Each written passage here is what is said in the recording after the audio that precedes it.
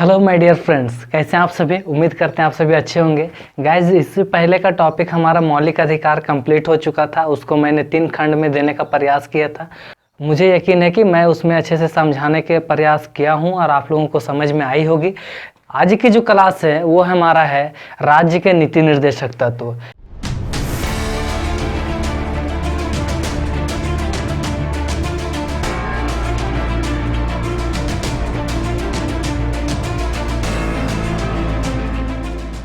ये राज्य के नीति निर्देशक तत्वों के बारे में आज हम लोग जानेंगे। और इससे पहले आप लोगों ने बहुत बार पढ़े भी होंगे और मुझे लगता है कि हम लोग जब भी कॉम्पिटिशन्स की तैयारी करने जाते हैं तो ये टॉपिक हमें इससे क्वेश्चंस बहुत ज़्यादा आने के चांस होते हैं, आते भी हैं। और उसी को चलिए आज हम लोग देखते हैं राज्य के नीति निर्देशक तत्व क्या है। गाइज, अगर हम लोग मौलिक अधिकार की अगर हम लोग बात करें तो मौलिक अधिकार में क्या था कि वो जो अधिकार थे, हमारा मूल अधिकार जो था, एक व्यक्ति को जीने के लिए जो मूलभूत जो आवश्यकता, जो अधिकारें, जो जरूरत होती हैं वो थे। जो मौलिक अधिकार का जो सबसे इम्पोर्टेंट जो पार्ट्स था वो ये था कि वो था आदेशात्मक अधिकार। यानी कि यदि उसका हमारा हनन होता है, उसका किसी भी तरह से हनन होता है, जो हमारा 12 से 35 में जो निहित हैं, मुख्यतः हम लोग जो अधिकार की जो बात करते तो 14 से 35 में हमारा आता है। तो उसमें क्या है कि जब हनन होता है उसको किसी भी तरह से, कोई भी गवर्नमेंट उसको हनन करे या कोई व्यक्ति हनन करे, तो उसमें हम लोग जाते हैं न्यायालय के समक्ष में, कोर्ट के समक्ष में जाते और उसके सापेक्ष में हम लोग को जो भी होता है उसका न्याय मिलता है।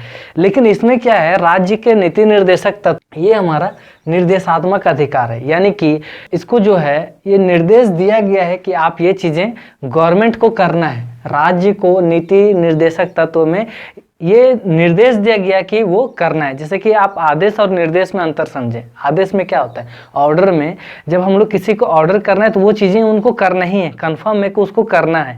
जैसे आर्मी लोगों को जो कैप्टन के द्वारा जो ऑर्डर दिया जाता है उस चीज़ को आप लोग समझेंगे कि जब आर्मी जब ज़्यादा एक्साइटेड हो जाते हैं और किसी मिशन को लेकर वो लगातार रिजिड होते रहते हैं, जिद करते रहते हैं, उस बीच में कैप्टन उनको डांटते हैं जोर से और बोलते हैं कि ये मेरा ऑर्डर है, आपको ये करना होगा।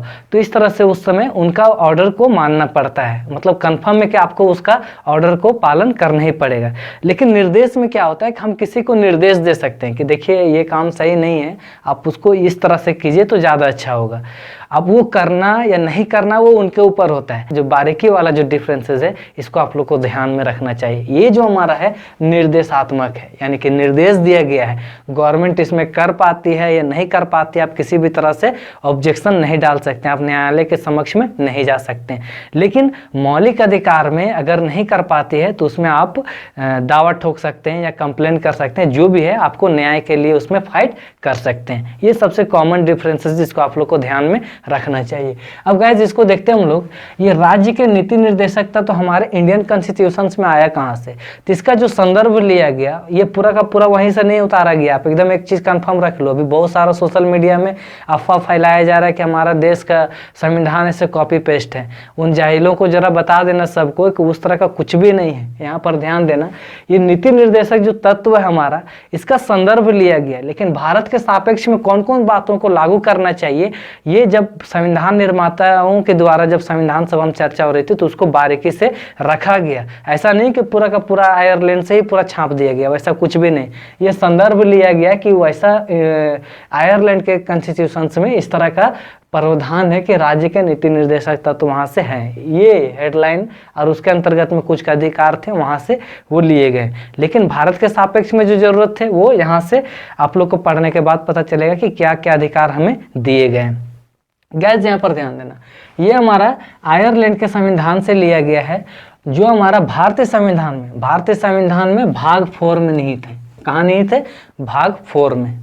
गैस, अगर हम लोग देखते हैं राज्य के नीति निर्देशक तत्व तो हम लोग उससे पहले मौलिक अधिकार के बारे में जब हम लोग पढ़े थे तो वो 12 से 35 था, यानी कि 35 तक हमारा भाग 3 था। भाग 4 की जब हम लोग चर्चा करते हैं तो ये हमारा अधिकार हो जाता है यहाँ से 36 से 51। अनुच्छेद 36 से 51 जो हमारा होगा वो हो जाएगा राज्य के नीति निर्देशक तत्वों के अंतर्गत में आते हैं। निर्देशात्मक और आदेशात्मक में क्लियर कर चुका हूँ, उम्मीद है कि आप लोग को समझ आ गई होगी। ये क्या है कि राज्य सरकार की जिम्मेवारी दी गई है कि आपको ये चीज़ें करना है, यानी कि राज्य सरकार की जो हमारे सरकार जो होंगी उनका ये दायित्व है कि उनको करना ही है, ये करना ही है। अगर वो नहीं करते हैं तो ये बात आ रही थी कि इसके ऊपर क्या मतलब और क्या न्यायालय में अगर ये नहीं जाते हैं, अगर परिवर्तनीय नहीं है तो मतलब क्या किया जा सकता है। तो उसका फिर एक ही विकल्प है कि आप वोट से उस गवर्नमेंट को हटा दो 5 साल के बाद। तो ये एक विकल्प था, इसलिए इसको राज्य सरकार के ऊपर ये जिम्मेवारी दी गई कि अगर वो करते हैं तो सही है, फिर से लोकतंत्र में हम लोग फिर से उसी को चूज करेंगे, और अगर वो नहीं कर पाती है तो उसको हटा दिया जाएगा। ये राज्य सरकार की जिम्मेवारी के अंतर्गत में रखा गया है राज्य के नीति निर्देशक तत्व को। तो आप लोग ये ध्यान रखना, ये 36 से 51 है। कभी कभी ऑब्जेक्टिव क्वेश्चन इससे पूछ देता है कि राज्य के नीति निर्देशक तत्व हमारा कितने से कितने आर्टिकल्स के बीच में, तो कितना हो जाएगा हमारा 36 से 51, अनुच्छेद 36 से 51। अब गाइस यहाँ पर ध्यान देना, ये जो हमारा है इस राज्य के नीति निर्देशक तत्व जो रखे गए हैं, इसका उद्देश्य क्या था। इसका उद्देश्य आप एकदम कॉमन सा ये समझो कि लोक कल्याणकारी, यानी कि इसमें जितना भी हमारा अधिकार है 36 से 51 जो भी अधिकार है उसमें मुख्यतः जो है लोगों के विकास, उनके कल्याण, उनके उद्धार के बारे में चर्चा करती है कि आखिर इसका विकास कैसे किया जाए, लोगों का जो हमारे राज्य में जितने भी लोग हैं, नागरिक हैं, उनका विकास कैसे किया जाए। तो ये मुख्यतः उनका उद्देश्य है। अब नागरिकों के विकास के लिए अलग अलग से नियम कानून तो होंगे, तो चलिए आज हम लोग चर्चा करते हैं इसी को। आर्टिकल 36 से शुरू करते हैं। अनुच्छेद 36 की अगर हम लोग बात करें तो राज्य के नीति निर्देशक तत्वों का परिभाषा दिया गया कि आखिर ये है क्या, राज्य की परिभाषा, और ये राज्य के नीति निर्देशक तत्वों की परिभाषा दिया गया। आप लोग ये सिंपल याद रखना, अनुच्छेद 36 में परिभाषा और 37 में क्या करता है, जैसे हमारा मौलिक अधिकार में 12 में परिभाषा था और 13 में उसको लागू किया जाता है, उसी तरह से इसमें 36 में परिभाषा है और 37 में इसको भारत में लागू किया जाता है। और सबसे खास बात यह है कि न्यायालय में ये परिवर्तनीय नहीं है, यहाँ पर नहीं लिखा हुआ, इस चीज को आप ध्यान रखना। यानी कि आप किसी तरह से ऑब्जेक्शंस आप इसके ऊपर फाइट नहीं कर सकते हो कि हमको ये गवर्नमेंट नहीं दी। अब चलिए हम लोग यहाँ से मेन हमारा आर्टिकल जो शुरू होता है वो होता है 38 से। 38 में क्या कहता है, तो 38 में एकदम आप सिंपल ये समझो कि राज्य लोक कल्याण कार्य में वृद्धि करेगा। क्या करेगा, लोक कल्याण कार्य में। अभी मैंने बताया लोक कल्याणकारी नीति अपनाएगा। तो इसमें क्या है कि लोगों की वृद्धि, यानी कि उनकी जो भी है सामाजिक दशा है, आर्थिक दशा है, राजनीतिक दशा है, उसको कैसे वो वृद्धि करेंगे, उनको कैसे उत्थान करेंगे, उनका कैसे विकास करेंगे, उनका ये अभिवृद्धि का कार्य करेगा। इसमें कौन से आर्टिकल्स में कहा गया, तो आर्टिकल 38। ये मतलब जिम्मेवारी दी जा रही है, 38 के तहत में जिम्मेवारी दी जा रही है कि राज्य लोक कल्याण कार्य में वृद्धि करेगा। अब देखिए 39 के अगर हम लोग चर्चा करें तो इसमें बोलता है संसाधनों का उचित वितरण व समान कार्य का समान वेतन। संसाधनों का उचित वितरण क्या है, पूंजीवाद के बारे में जब पढ़ोगे तो उसमें क्या होता है कि एक आदमी के हाथ में बहुत सारा धन दौलत है और दूसरा भूखमरी से मर रहा है, यानी कि एक आदमी खाते खाते मर रहा है और एक आदमी बिना खाए मर रहा है। आप इस चीज को सिंपल समझो कि जिसके पास ज्यादा संसाधन हो, जिसके पास ज्यादा संपत्ति हो, जो ज्यादा अमीर हो और ज्यादा गरीब हो, वो चीजें नहीं होनी चाहिए। इसको राज्य के जो अंतर्गत में जो आते हैं, जो गवर्नमेंट आती है, उसकी ये जिम्मेवारी है कि सभी को समान रूप से किया जा सके। समान रूप से अगर ना भी किया जा सके तो कम से कम उनके विकास की, उनको समान लाने का प्रयास बेहतरीन रूप से किया जाना चाहिए। उसके बाद है गाइस यहाँ पर ध्यान देना, समान कार्य का समान वेतन। आप सिंपल ये समझो जैसे कि एक ही पोस्ट पर हैं, एक ही काम कर रहे हैं हम लोग, तो उसमें किसी भी तरह का भेदभाव नहीं किया जा सकता है कि ये मतलब अमीर है तो इनको ज़्यादा दे दो, ये गरीब है तो थोड़ा सा इनको कम दे दो, या ये गरीब है तो इनको थोड़ा ज़्यादा दे दो, ये अमीर है तो एक इनको कम दे। इस तरह का भेदभाव कुछ भी नहीं, मतलब समान कार्य जो है उसको समान वेतन दिया जाएगा। फिर उसमें महिला पुरुष में किसी भी तरह का भेदभाव नहीं किया जाएगा। सामान्य कार्य समान वेतन का मतलब यही है कि आप महिला पुरुष में किसी भी तरह का भेदभाव नहीं कर सकते हैं। अगर वो सेम काम कर रहे हैं तो उनको सेम वेतन देना पड़ेगा। अब यहाँ पर ध्यान देते हैं, 42वां संविधान संशोधन जब हुआ था 1976 में, तो इसको यहाँ पर लाया गया समान अवसर के आधार न्याय देना, यानी कि समान अवसर भी देना है और आधार पर उसको न्याय भी देना है कि अगर हम लोग भेदभाव करते तो उसके साथ में तो अन्याय हो रहा है कि एक ही काम कर रहे हैं और उसके साथ में भेदभाव कर रहे हैं तो उसके साथ अन्याय होगा। तो ये इस चीज़ को मिटाने के लिए उसको समान अवसर भी देना है, समान अवसर भी देना है, और यही उसका न्याय होगा। तो इस तरह का प्रावधान हमारा आर्टिकल 39 का ए में लाया गया। अब गाइस अगर हम लोग आर्टिकल्स 40 की चर्चा करें तो इसमें आप लोग को नज़र आ रहा होगा पंचायत का गठन। अब राज्य को काम करना है, सरकार को काम करना है, तो ग्राउंड लेवल पर वो कैसे पहुंचेगा। अब तो ऐसा तो थोड़ी ना है कि हमारे जो चीफ मिनिस्टर हैं वो आप गांव में जा जाकर उनको सारे को वितरण करेंगे, जो भी होता है राशन वगैरह जो भी होता है मुख्यमंत्री बांटते चलेंगे, वैसा तो कुछ भी नहीं। तो उसको ग्राउंड लेवल तक इम्प्लीमेंट करने के लिए यानी कि लोगों तक पहुंचाने के लिए सबसे अच्छा माध्यम क्या है, तो पंचायत का गठन। इसका विकल्प दिया गया इंडियन कॉन्स्टिट्यूशन में कि आप उतना दूर तक कैसे पहुँचोगे। गवर्नमेंट आप बन गए तो ऐसा नहीं है कि आपका आदमी को फैमिली चलाना भी मुश्किल होता है, वैसी स्थिति में उसको पूरा राज्य चलाना है, तो उसके लिए क्या विकल्प है। तो सबसे अच्छा ये है कि वो पंचायतों का गठन करेंगे। पंचायत जो होंगे वो छोटे छोटे कस्बे गाँव को मिलाकर एक पंचायत बनाएंगे और पंचायत के अंतर्गत में जो भी योजनाएं आएंगी उसको इम्प्लीमेंट करेंगे। तो ये क्या हो गया, एक साधन हो गया, पंचायत का गठन हो गया। यहाँ पर एकदम आप सिंपल समझो, मैं एक बार फिर से रिपीट कर रहा हूँ, परिभाषा था, लागू किया गया, ये परिवर्तनीय नहीं। अब मेन यहाँ जो आर्टिकल 38 से शुरू होता है कहानी ये है, 38 में ये है कि लोक कल्याणकारी में वृद्धि करेगा। गवर्नमेंट को वृद्धि करना है, वो सोच लिया, उसको दायित्व दिया गया वृद्धि करना है। 39 में क्या है, संसाधनों को मतलब वृद्धि करना है। तो ऐसा नहीं वृद्धि करना है कि कोई ज़्यादा अमीर हो जा रहा है, कोई ज़्यादा गरीब हो रहा है। एकदम आप सिंपल समझो, स्टोरी की तरह एकदम समझो। इसको मैं क्या कहता है, लागू किया, इसको जिम्मेवारी दी गई कि आपको लोक कल्याणकारी कार्यों को वृद्धि करना है और साथ में ऐसा ध्यान रखना है कि मतलब भेदभाव ना हो, एक ज़्यादा अमीर हो रहा है एक ज़्यादा गरीब हो रहा है, तो इस तरह का भेदभाव ना हो, संसाधनों का उचित वितरण हो और साथ में समान कार्य का समान वेतन हो।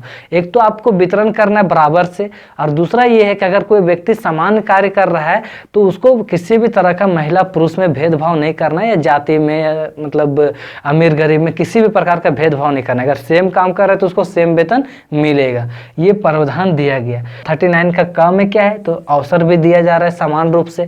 उसके बाद है 40 में क्या बोल रहा है कि चलो हम इतना हमको दायित्व दिया गया, लेकिन इसको हम कार्य कैसे करेंगे भाई, तो पंचायत आप बनाओ। ये बोलता है इंडियन कॉन्स्टिट्यूशन बोलता है कि आप पंचायत बनाओ, पंचायत के आधार पर आप योजनाओं को इम्प्लीमेंट कर सकते हो, वहां पर तैयार कर सकते हो। अब अनुच्छेद 41 है, यहाँ से चेंज होता है। अब क्या है, कुछ दशाओं में काम व लोक सहायता करना। जैसे कि अब गवर्नमेंट है, पंचायत भी बना दी, पूरा स्ट्रक्चर बन गया कि हम कैसे कैसे अगर किसी योजना को भेजेंगे तो कैसे हमारा लागू होगा, ग्राउंड लेवल पर गांव लेवल तक हमारा कैसे लागू होगा। तो कैसे लागू होगा, व्यक्ति व्यक्ति तक कैसे पहुंचेगा उस योजना को। तो क्या कहता है कि कुछ दशाओं में काम व लोक सहायता करना। अब क्या कर रहा है, उसको योजना दिया जा रहा है कि कैसा योजना दे रहा है, तो जैसे देखिए कुछ दशाओं में वृद्धा पेंशन, अभी जो हमारा एक एग्जांपल है वृद्धा पेंशन जो मिलता है वो इसी के आधार पर। अब सिंपल ये समझो कि जब वृद्ध हो जाता है आदमी और उसके जब बच्चे उसको देख रेख नहीं करते हैं, तो ऐसी स्थिति में क्या होता है, उसको जीविका पालन करने के लिए कुछ पैसे गवर्नमेंट की तरफ से दिए जाते हैं। अब गवर्नमेंट के पैसे से ही वो चलता है। अभी एक हमारा झारखंड में एक और नया योजना आया था, दाल भात योजना, तो ये भी कहीं ना कहीं इसी के तरह से है, राज्य के नीति निर्देशक तत्वों के अंतर्गत ही आता है, जो भूखे लोगों के लिए इस व्यवस्था को करता है। अभी दाल भात योजना का नाम चेंज करके कैंटीन योजना रख दिया गया है, ये आप लोग याद रखना। आर्टिकल्स 42 की यदि हम लोग बात करें तो 42 में बोलता है काम न्याय संगत व मानवीय दशा पर हो, प्रसूति सहायता। अब इसमें ध्यान देना, जहाँ भी काम करने जा रहे हैं, लाचार है, उसको काम करने के लिए ज़रूरत है, उसको पैसे की ज़रूरत है, तो क्या करेगा कि उसको काम भी ऐसा जगह दे कि उसका किसी भी तरह से कोई भेदभाव, कोई मतलब उसके साथ में ऊंच नीच कुछ भी नहीं कर सके, मतलब मानवीय दशा में वो सही हो, एक मानव के दृष्टिकोण से उसके साथ में किसी भी तरह का अपमान नहीं हो, वो सही हो। अब ऐसा नहीं है कि आप वो लाचार है तो आप उसके साथ में गलत या गंदे कामों के लिए आप उसको जिम्मेवारी दे दे रहे हो कि यार तुम जाओ, तुम्हारा मजबूरी ये चीज कर लो, ऐसा कुछ भी नहीं। उनके साथ में क्या करना है, न्याय संगत हो, मतलब वो उचित हो, जो एक नॉर्मल आदमी जो कर रहा है उस टाइप का न्याय संगत हो और मानवीय रूप से वो सही हो। उसके बाद है प्रसूति सहायता, जो महिलाएं जो गर्भवती होती हैं, जिनका डिलीवरी किया जाता है, तो उनके बीच में जो भी संसाधन की जरूरत पड़ती है जो गवर्नमेंट की तरफ से दिया जाता है, तो उसको भी ये दिया जाता है प्रसूति सहायता के तौर पर। आर्टिकल्स 43 का यदि हम लोग बात करें तो मजदूरों, कामगारों के लिए निर्वाह मजदूरी आदि। अगर हम काम कर रहे हैं कहीं पर तो मजदूरी कर रहे हैं उसका, तो मजदूरी कर रहे हैं तो उसका जितना मेहनत उसका लग रहा है उसके अनुसार से उसका तो पैसा बनता है ना। मतलब मजदूरों के कामकारों के लिए निर्वाह करने के लिए, उनको जीविका चलाने के लिए जो उनका उचित जो लागत था उसको वो भरपाई करेगा। ये हमारा गवर्नमेंट की तरफ से आदेश है। उसके बाद है सबसे खास बात ये है, ध्यान रखना, आर्टिकल्स 43 में ये बोलता है कि यदि इन कामकारों के लिए उनको काम नहीं मिल रहा है, उनको काम नहीं मिल रहा है, कहीं वो भटक रहे हैं, तो ऐसी स्थिति में क्या करेंगे, वो कुटीर उद्योग निर्माण करेंगे। कुटीर उद्योग कैसा, तो छोटे उद्योग जो हमारे घर में भी लगाए जा सकते हैं, जैसे कि पत्तल बनाना, चटाई बनाना, ये सब जो छोटी छोटी जो चीज़ें होती हैं, मोमबत्ती बनाना, अगरबत्ती बनाना, इसको हम लोग बोलते हैं कुटीर उद्योग। तो कुटीर उद्योग का निर्माण करना, उनके लिए पैसा वगैरह व्यवस्था करना ताकि वो अपने जीविका पालन कर सके। तो ये किनको जिम्मेवारी, गवर्नमेंट को। अब गाइस यहाँ पर ध्यान देना, इसमें से बहुत सारे ऐसे अधिकार हैं जो अभी तक हमारे ग्राउंड लेवल में देखने को नहीं मिले। तो ऐसा नहीं कि आप उस पर ऑब्जेक्शन कर सकते, बस आपके पास एक ही विकल्प है कि 5 साल तक वेट कीजिए, उसके बाद वोट डालकर उस गवर्नमेंट को चेंज कर दीजिए। तो ये एक तरीका है। तो गाइस वीडियो ज़्यादा लंबा हो जाएगी, इसलिए मैं चाह रहा हूँ कि इसको खंड में दिया जाए। तो ये आज हमारा एक भाग कंप्लीट हुआ, यानी कि एक खंड भाग कंप्लीट हुआ है वीडियोस का। अब मैं सेकेंड वीडियो में चर्चा करूँगा आर्टिकल्स 44 से 51 तक, 44 से 51 तक। तो वेट कीजिए, नेक्स्ट वीडियो आपके बीच में वही आ जाएंगे 44 से 51 तक। तब तक के लिए आप लोग हमारे चैनल के साथ में बने रहे। आपने हमारे इस वीडियो को देखा, इसलिए आपको बहुत बहुत धन्यवाद। हम लोग फिर से मिलेंगे, तब तक के लिए bye bye, take care, love you to all, thank you. Hello friend, my name is Shreya Shaliya. मेरे पन्नो भैया का चैनल सब्सक्राइब कीजिए, वीडियो को लाइक और शेयर कीजिए। Thank you.